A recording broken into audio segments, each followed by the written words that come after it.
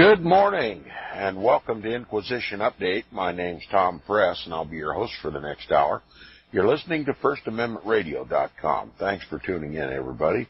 Before we continue, I want to explain that yesterday we had some technical difficulty, and the program was suspended at the half hour because of a connection problem. And we hope not to have similar interruptions this morning. But we'll try to continue where we left off yesterday.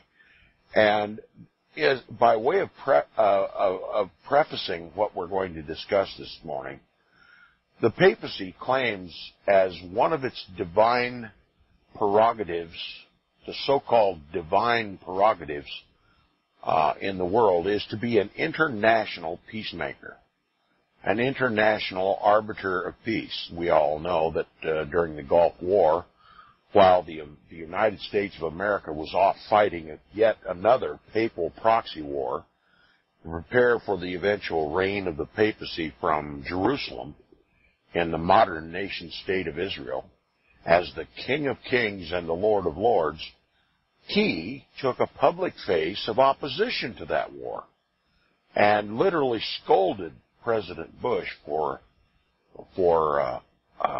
invading Iraq. And, of course, the whole world bought it. The papacy is not the man of peace. Anyone who knows anything about the Inquisition and about the Crusades and about the world wars and the role that the papacy played in those world wars and the purpose for that role can not do anything but stretch one's imagination to describe the papacy as a man of peace. The Bible makes specific reference to the papacy when it says, by peace he shall destroy many. And I'm getting a lot of feedback from the station, my own voice, apparently. For some reason, there must be a microphone open somewhere. But nonetheless, the Bible does make specific reference to the papacy, not by name, but describing him as one who by peace destroys many.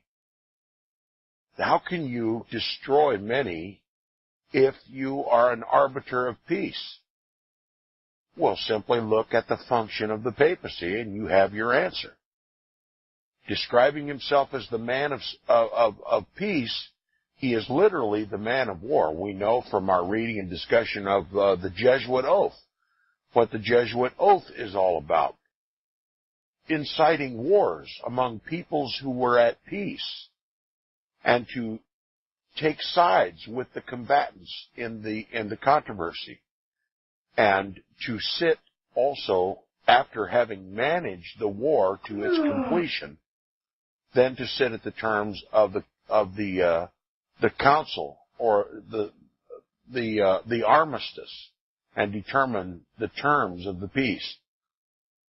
The Vatican, if it is anything, it is an institution of war, and it recruits the kings of the earth to do its war fighting in the world, and no more so than right here in America. I regard the United States of America, as difficult as it is to say, the United States is the greatest papal proxy warrior on the planet, the great crusader for the Pope. And so for any pretense of the papacy to foist itself upon the world as some kind of a harbinger of peace or a mediator of world peace is simply an expression of ignorance. And we're not about ignorance here at Inquisition Update. We're here about reality. And that's the reality. The man of sin, the son of perdition, hailed around the world as the greatest moral authority on the planet. The global peacemaker, when in fact the wars are fought for the purpose of conquering the world for the eventual temporal and spiritual reign of the Pope from Jerusalem. Now, R.W. Thompson says, beginning where we left off, or where we were cut off, rather, yesterday on the program, page 349, if you're following along in the book, the first full paragraph, it says, "What have we to do with a pope as an international peacemaker. Why does he become so, an international peacemaker, merely by wearing the crown of a temporal king in Rome? There is but one answer, which was undoubtedly present in the mind of his reverend biographer. That is, because by means of his imperial authority, his King of Kings authority, as the head of the Roman Catholic Church, he may extend his spiritual jurisdiction and dominion over such temporal affairs in any part of the world as relate to spiritual matters, as he, at his own will and discretion, shall decide. In order to understand this, we need to go further than to we need go no further than to Pope Leo XIII himself, whose Jesuit training is easily discernible in all his doctrinal teachings. His idea of the temporal power which shall give full liberty and independence to his spiritual power is this, that wheresoever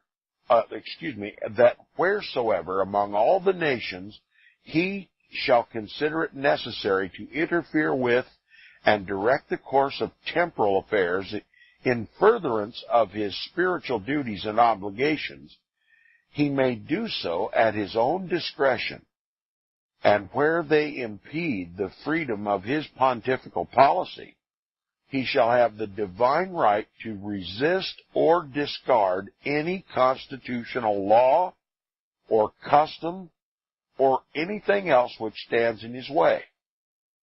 To a mind like his, with its faculties developed under Jesuit supervision and training, and filled with the metaphysical subtleties of the Aristotelian philosophy and the sophistries of Thomas Aquinas, and the scholasticism of the Middle Ages, if there is such a thing, I will add, this doubtless appears plain and simple and conclusive insofar as his spiritual relations to mankind are concerned.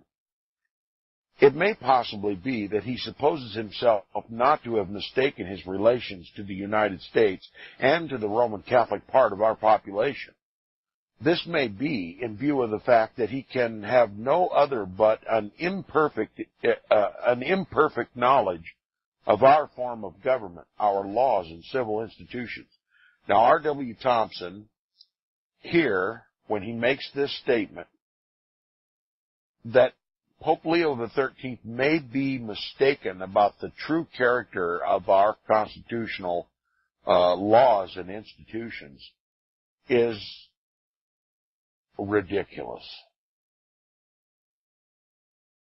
The one in Rome who calls himself the King of Kings was minutely informed about what kind of constitution and laws that we have in this country.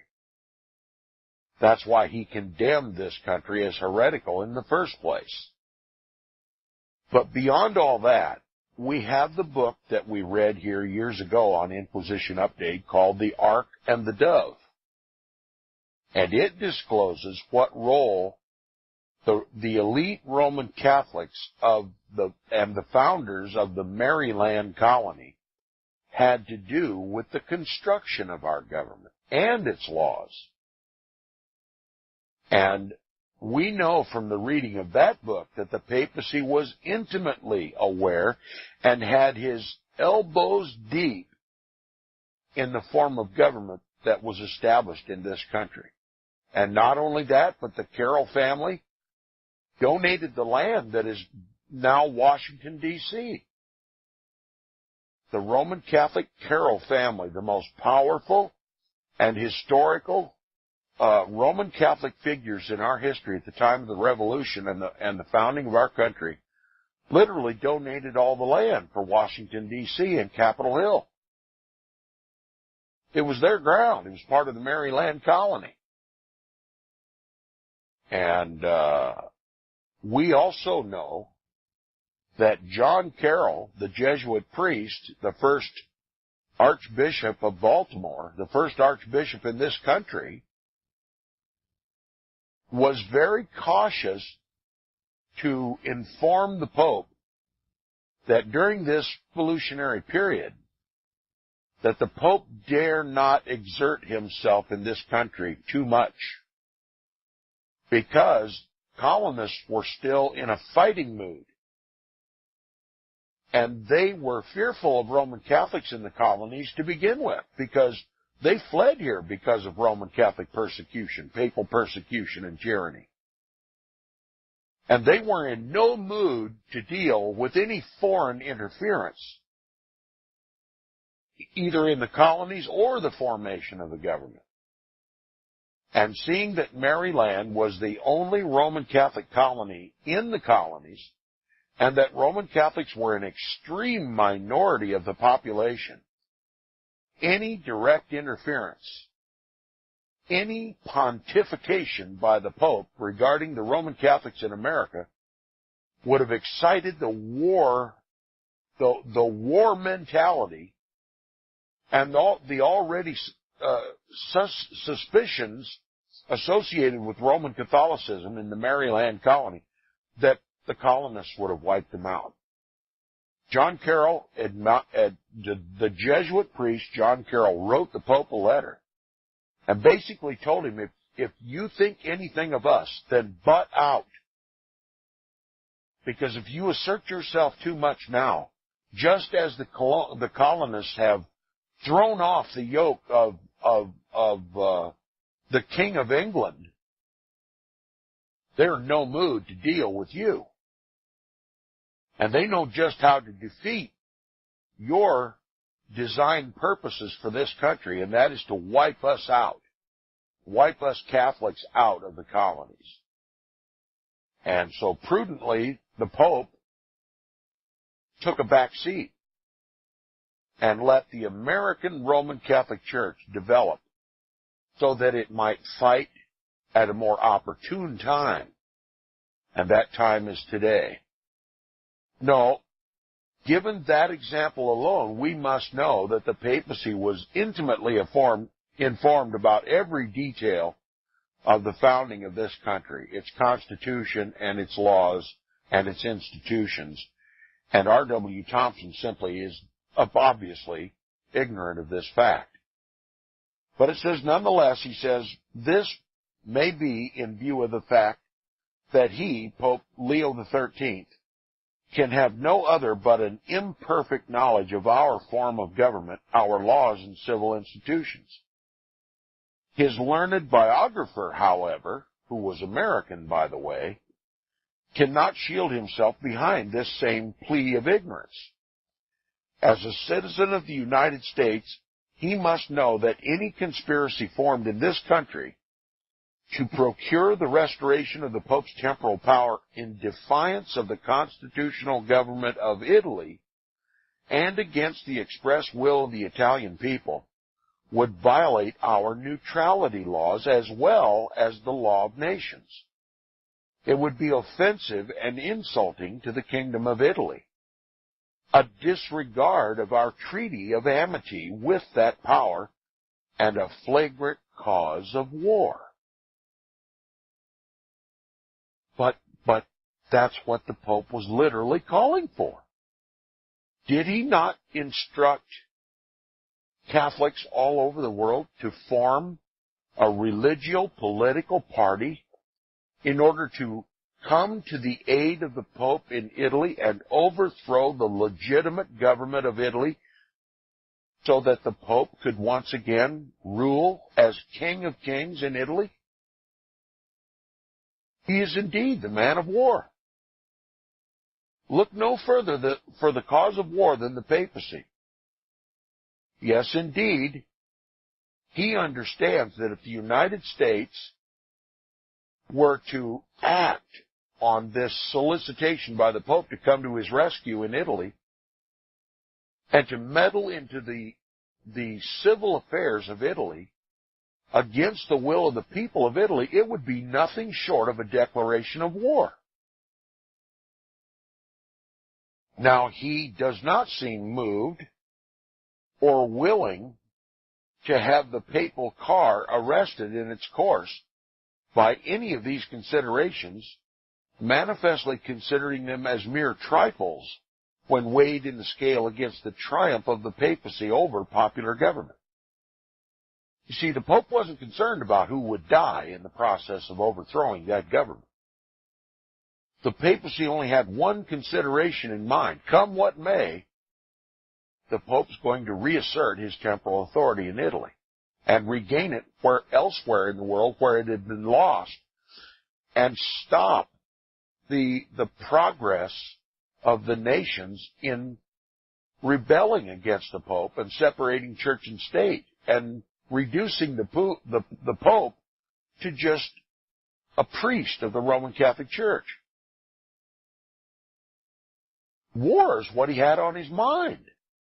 War is what the papacy has always had on its mind. Crusade after crusade, Inquisition, all the blood that has been spilled by the Roman Catholic Church, all in the name of elevating the papacy to godlike status in the world. And nowhere is the example of this any more vivid than it was through Pope Leo XIII's demand that the world come to his rescue and militarily overthrow that government in Italy. You think for a minute that if the Pope found or admitted publicly that his temporal power needed to be restored in the United States of America as it's being restored today, post-Vatican Council II, that he wouldn't summon the militaries of the world to come and overthrow the government of this country? And that he wouldn't demand Roman Catholics in this country to act as fifth columnists for that overthrow? That's precisely in the realm of the history of the papacy to do. There's so many demonstrations of this type of behavior by the papacy, one would expect the Pope to do just as I have asserted. The man of sin, the son of perdition, one who exalts himself above the stars of God. He's not a man of peace. He's a man of war. Now he says he does not seem moved or willing to have the papal car arrested in its course by any of these considerations, manifestly considering them as mere trifles when weighed in the scale against the triumph of the papacy over popular government. Ignorance of our institutions may excuse Pope Leo XIII, but a citizen of the United States, whether native or naturalized, should understand better the duties and obligations of citizenship. When the quote-unquote Holy Alliance, as explained in a former chapter, conspired to prevent the establishment of popular government upon the American continent and in Europe, and to secure the universal triumph of monarchism, the President of the United States announced that if these efforts were extended to the Spanish-American states, they would be forcibly resisted by the military power of the nation. Now, what is he talking about here? Well, the United States became aware of this Holy Alliance. Pope Metternich, together with the Jesuits and the papacy, decided to get together all the monarchs of Europe and make a determined effort to organize their power and authority and resources to conquer this upheaval against the papacy, to restore the temporal power. And that included the United States of America, that it was the intent of the papacy to restore the temporal power of the Pope right here in this country. And President James Monroe issued a response to that papal dicta, and it's called the Monroe Doctrine. And it essentially said that any interference in this hemisphere, these so-called Spanish-American states, that's how they used to describe this entire Western Hemisphere, the Spanish-American states, if there was any interference by any European power under the headship of the papacy and this Holy Alliance to restore the temporal power or extend the temporal power of the Pope in this Western Hemisphere, it would be seen as an act of war. They didn't tell you that in school, did they? That the Monroe Doctrine was a direct answer to this Holy Alliance. You see, the government back then realized what a potential enemy the Roman Catholic Church was. And the papacy was, and the Holy Alliance was, and the Jesuits was. And they took steps to issue the Monroe Doctrine. You come here and try to assert yourself, you're going to be covered up in war. We're not going to let this country go back to the Dark Ages. And they completely left out any discussion about the papacy in school when they discussed the Monroe Doctrine. The Monroe Doctrine would have made far much more sense had they disclosed really who it was directed to. And it certainly would have made a lot more sense out of the rest of the history that seemed to be disjointed, disconnected, just a bunch of isolated names, dates, and faces and events, when in fact it's all connected.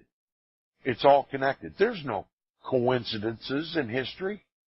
The present-day affairs and controversies of our age are a direct result of the history that we're discussing right here in this book. History is a progression of connected events. And the United States took an official stand against the papacy and this Holy Alliance through the Monroe Doctrine.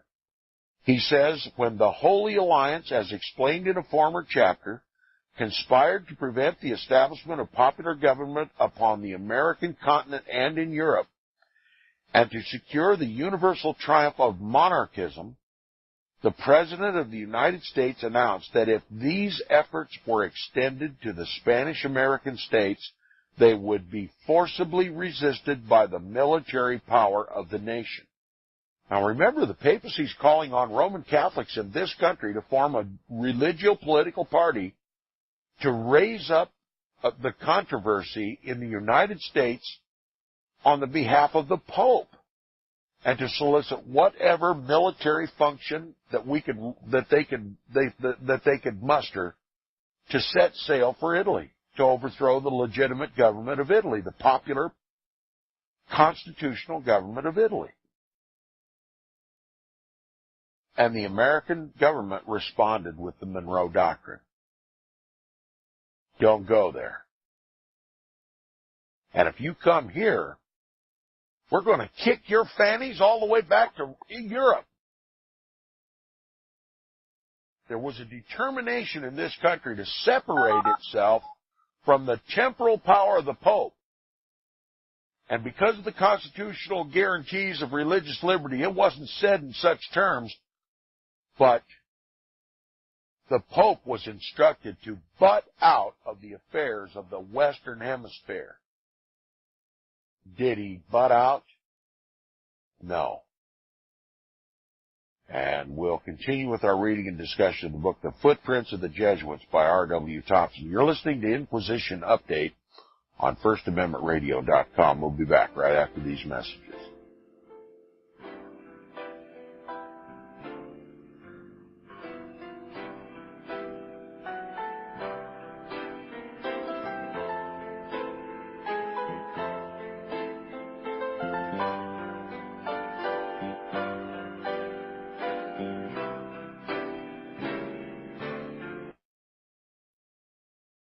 100 days, 100 subscribers at $7 will bring FirstAmendmentRadio.com to the minimum level necessary to sustain it through 2015. Go to support.FirstAmendmentRadio.com. $7 a month. Really, you can afford that for our Protestant First Amendment rights and the gospel of the kingdom message.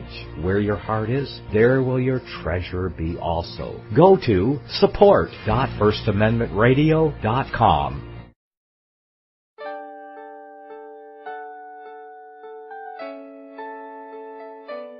The program you are listening to is 100% sponsored by you, the listener, on this First Amendment Rights Media channel. You will notice that there are few commercials on this radio network. There's a good reason for that. Corporate advertising dollars come with strings that limit program content. So without your help, these programs cannot continue on Internet or our several affiliates. If you benefit by the educational law programs, we ask you to give. If you are admonished or nurtured by the Bible and ministry programs, we ask you to give. If some voice a cause that you are passionate about, we ask you to give. If you believe in any of these, we ask you to support them as you would a missionary on a continual basis, as if giving a tithe for missionary radio. These programs are not commercially viable and must be supported by those faithful to the cause of truth. Look for the button to sponsor your favorite programs at our listen and schedule pages on the Internet. Then, when you subscribe, we will send you the last quarterly MP3 CD of that program immediately, and continue to do so with each new quarter. We will also give you unlimited archive access to all of our programs. We're asking you to give much less than a tithe, so that you may also send support directly to a particular program host, cause, and anywhere else the Spirit may lead you. Do all to the glory of our God and Creator, for His holy nation, the only kingdom that will last forever. Thank you for listening.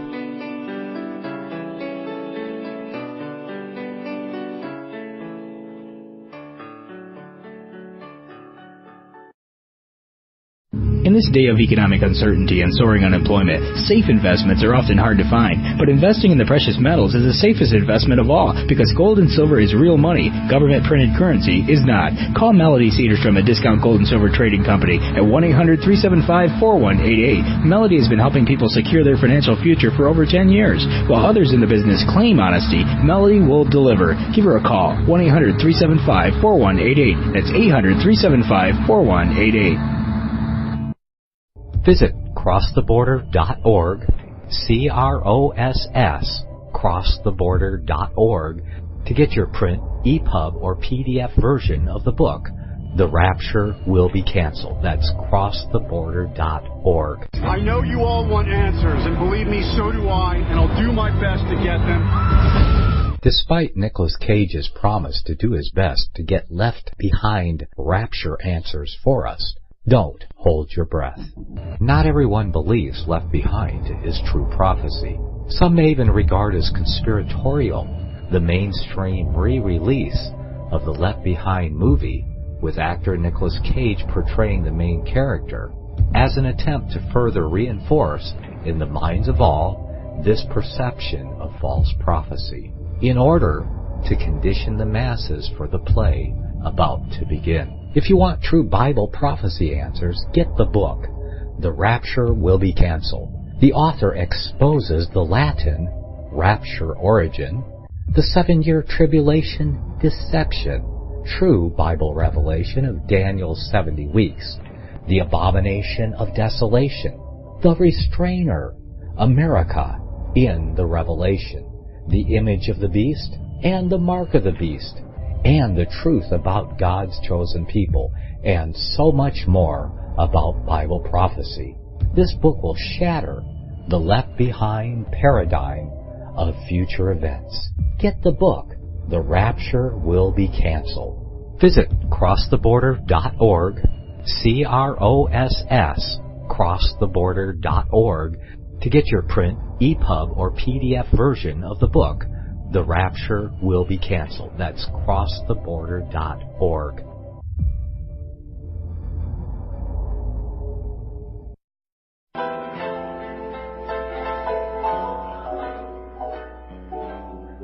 Welcome back from the break. You're listening to the second half hour of Inquisition Update on First Amendment Radio. We're going to continue right where we left off before the break. Here, the President of the United States issued a response to this so-called Holy Alliance. He said, stay out of the Western Hemisphere. Don't try to extend the temporal jurisdiction of the Pope in this hemisphere. If you do, you'll be met by war. But just remember, while President Monroe was issuing an ultimatum to the papacy, the Jesuits were strolling the halls of Georgetown University without resistance. The movers and the shakers of the Holy Alliance were stationed right here in the United States of America at Georgetown University, which would eventually become the center of the the operations of the Jesuits in the world, right here in Protestant America. Still goes on today, and Georgetown University has added at least 27 additional Jesuit universities in this country. There's no place on the earth that the Jesuits are more free to operate. No place, no country in the world where the Jesuits are more free to operate than right here in the United States of America. Was President James Monroe really serious with that Monroe Doctrine, or was he just satisfying his critics? I assert to you that if he was serious, he was extremely deceived and ignorant of the operations of the Jesuits in this country, and did as much as anything else, help to conceal the Jesuit operations in this country. The proper response of Monroe would have been to do as all the other nations of the world had done: kick the Jesuits out of the country. And since the time of the writing of this book, the United States is not opposed to this quote-unquote Holy Alliance. It is a senior partner in the Holy Alliance, and it is helping to restore the temporal power of the Pope all over the world. So something very, very decisive must be done before it's too late, and I suggest it may already be too late, to stop the temporal power from spreading any further influence in this country. And the first step in that process is to make every Jesuit priest in this country declared a hostile enemy foreign power, a spy for the papacy, and organized to overthrow the legitimate, constitutional, popular government of this country and to reestablish the papacy's temporal throne. The Jesuits have supreme control in Washington, D.C. They've taken over our government, and it appears to me that the Monroe Doctrine served, as much as anything else, cover for the Jesuits here in the country. He says, when the Holy Alliance, as explained in a former chapter, conspired to prevent the establishment of popular government upon the American continent and in Europe, and to secure the universal triumph of monarchism, the President of the United States, James Monroe, announced the Monroe Doctrine, that if these efforts were extended to the Spanish-American states, they would be forcibly resisted by the military power of the nation. It has hitherto been supposed that this meant the full approval of our people, and that this approval has neither been withdrawn nor modified. Yes, the Monroe Doctrine is still a matter of law in this country. Now, why don't we enforce it? By kicking the Holy Alliance out of this country, closing all the Jesuit universities, shipping them all out of this country as hostile enemy foreign spies for the Pope, and to completely end their influence in Washington, D.C., and restore the people as the governors of this country. You see, the focus of this book is Italy. But the real problem that was existing at that time was the overthrow of the government of the United States by the Jesuits. At a time when the papacy was trying to excite Roman Catholics in this country to come to his aid in Italy, the Jesuits were working overtime to get control of our government. And they still are working to get more and more and more control of our government. I don't know how much more control they can get. I mean, after all, we're nothing but the battle axe for the Pope. The United States has accomplished more for the papacy than it has for itself. He says, yet, in the very face of this, we now find ourselves confronted by the proposition, boldly and authoritatively made, that a portion of our citizens, the Roman Catholic portion of our citizens, shall organize themselves into a religio-political party under religious sanction, that is, papal sanction, for the sole purpose of forcing an absolute temporal monarch, the Pope, upon the Italian people against their consent, thereby upturning the constitutional government they have established and placing the United States on the side of the Holy Alliance and in direct opposition to the popular right of self-government. There you have it. That was the whole purpose, to put the United States on the side of the Holy Alliance. And the Jesuits of Georgetown University, were at the head of this charge to organize this religio-political Roman Catholic entity in the United States to force this government to be the battle axe for the Pope in Italy. They were making the United States a senior partner in the Holy Alliance at the very time when James Monroe issued his Monroe Doctrine. He says, to say the least, this proposition insults the national honor, and accompanied as it is by the assertion that it involves religious duty and that everything contrary to it is heresy, it involves upon our part the obligation to guard well all the approaches to our popular liberty. It puts the spirit of toleration to a hard trial when our freedom of conscience is made the shelter for papal and other intrigues against itself. That's right, these Roman Catholics were using their American constitutional liberty, the Protestant constitutional liberties of freedom of speech and religious liberty to foment a religious war against the Italians, knowing full well that they would do likewise right here in the United States. Literally, the Protestants have given them the liberty to be Roman Catholic and to spread their religion forcibly all over the world. So do we still think there ought to be religious liberty? I'll tell you something. God is refining my understanding. You know, in the kingdom of heaven, there's no religious liberty. If you are not Christ, you are none of his, and you won't be in his kingdom. It's not an ecumenical society. There's only one king and one Lord in the kingdom of heaven. There won't be religious liberty in the kingdom of heaven. We'll simply be free to worship God according to the leading and teaching of the Holy Spirit.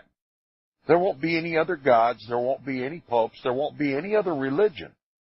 So why should we tolerate Roman Catholics in this country forcing their religion upon us by our own tax-paid military, by our own tax-paid politicians, by our own Protestant institutions? I don't support religious liberty for those who would make me a slave and to make me Roman Catholic and make me bow down to the biblical, historical, and prophetic Antichrist.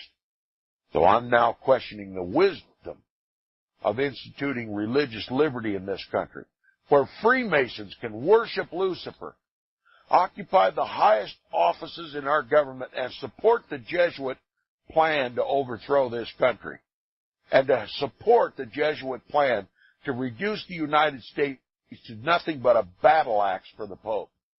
It says it puts the spirit of toleration, which is an institution in this country, it puts the spirit of toleration to a hard trial when our freedom of conscience, our constitutional freedom of conscience, is made the shelter for papal and other intrigues against itself, and when it is availed of as the means of entangling us, the United States of America, in alliance with the papal temporal power, which during the 1,000 years of its existence, with exceptions too few to change the general rule, has maintained the absolutism of monarchy as a religious necessity and has never ceased its demand for universal spiritual sovereignty and dominion. Is it to be forgotten that we are living in the 19th century in the foremost rank among the advancing nations, and that there are obligations imposed upon us by the fact we have no right to disregard or disobey? An incident is related by his biographer wherein Pope Leo XIII indicated the imperiousness of the papacy and his own ideas of individual freedom, as well as that of the press. We're going to talk about now how the press is controlled. Everybody is beginning to comment. I believe the press is controlled. They're only telling us what they want us to hear. Well, how? Who's controlling the press? Who's really controlling the press? It says, an incident is related by his biographer wherein Pope Leo XIII indicated the imperiousness of the papacy and his own ideas of individual freedom as well as that of the press. It exhibits him in the attitude of denying the right of individuals either to entertain or to express opinions of their own concerning the papacy, its rights, duties, and prerogatives. You're not supposed to have any opinions of your own about the papacy. He defines himself. There's no governing authority over the papacy. You're not allowed to think whatever you want to think about the papacy. You're certainly not allowed to follow the example of the Protestant reformers who call him Antichrist. And we're not going to allow the press to teach these things either. The Roman Catholic canon law demands that there be no freedom of press. The press can only say what is appropriate according to the dictates of the papacy. And that's why we're so ignorant in this country about the role that the papacy plays in geopolitics all over the world. He says he alone, the Pope alone among all mankind, is divinely endowed with this authority. And when his opinions are made known, quote, every knee shall bow, unquote, in humble acquiescence and submission. This is the kind of faith which prevailed in the Middle Ages, and to which we are invited by Pope Leo XIII to return, in order to be rescued from the yawning gulf into which the modern nations are hastening as punishment divinely inflicted upon them for having impiously dared to separate the state from the church. At the height of papal imperialism, it was expressed by the saying, quote, when Rome has spoken, let all the world be silent, unquote. When a little more than a year of the pontificate of Pope Leo XIII had passed, listen to this now, quote, a Congress of Roman Catholic writers and journalists, unquote, assembled in Rome. They were represented to have come from all countries. Remember all of this in the context that the Pope has just declared Roman Catholics to assemble in a religio-political party to help restore the temporal power of the Pope all over the world.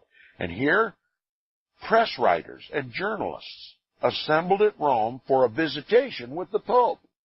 And it says they are represented to have come from all countries, Roman Catholics from all countries, with the desire to, quote, take advice from the Holy Father, line of conduct to be followed by the Roman Catholic press in treating of political religious questions, unquote, including, of course, the restoration of the Pope's temporal power.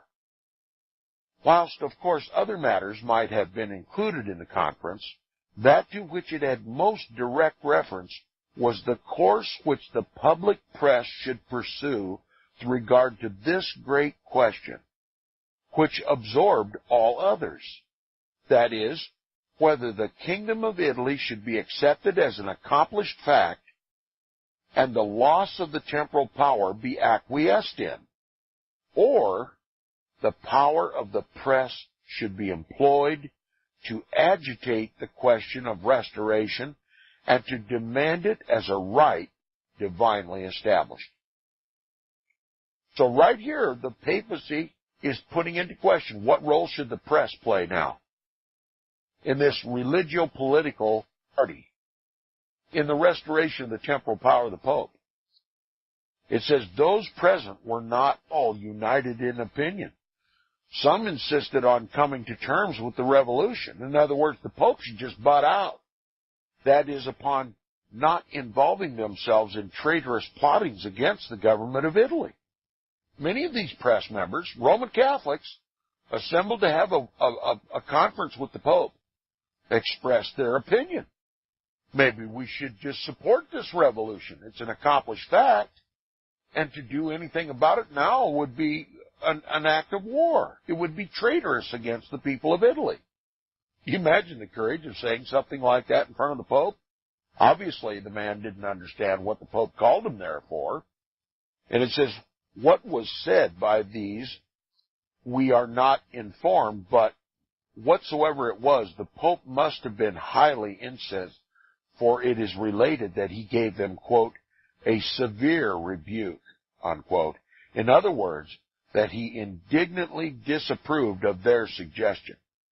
This was done by telling them that they had no right to entertain individual opinions at all upon such a subject, but were bound to obey and execute his commands. Remember, he's talking to the press from all over the world, represented from all over the world. He told them that they had no right to entertain individual opinions at all upon such a subject, but were bound to obey and execute his commands without the least inquiry whether they approved or disapproved them in their own consciences. No liberty of conscience in the Roman Catholic Church. These Roman Catholic pressmen are to simply go to Rome, find out what the Pope wants, and then write their papers, their newspapers, and other mass media outlets to support what the Pope wants. They're not to use their own consciences to be a guide.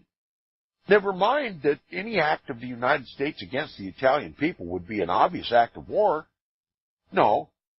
If it's to restore the temporal power of the Pope and peace upon the earth, according to the Pope's definition of peace, they ought to say it's an effort to restore peace in Italy, to overthrow this government. You want to know who controls the press?